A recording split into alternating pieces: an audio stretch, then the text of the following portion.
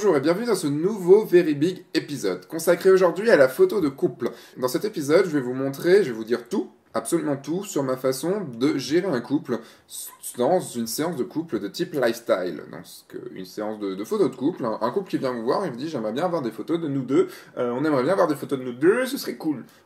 Ok, et ben on va aller faire ça. Et je commence au 24 mm, très important le 24 mm pour pouvoir être proche de mon couple, pour leur dire coucou je suis là.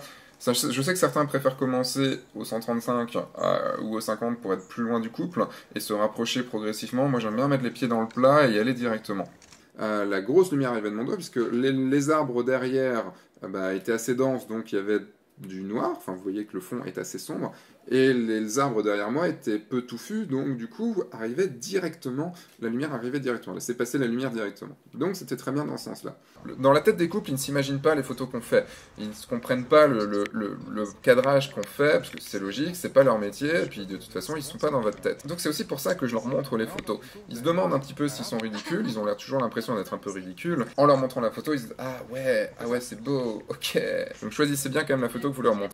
Voilà, ça fait des photos qui sont assez fortes parce qu'en lui, en me regardant, il a quand même un regard assez percutant.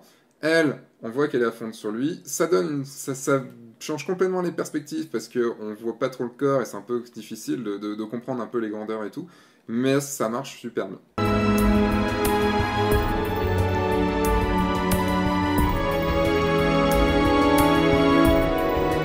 Là, j'aime beaucoup son regard.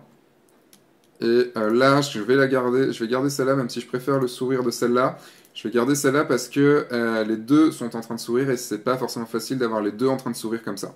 Évidemment, la garder en couleur, je vais rajouter un peu de clarté, un peu de contraste, et je vais surtout rajouter un peu de température histoire d'avoir une photo un peu plus chaude.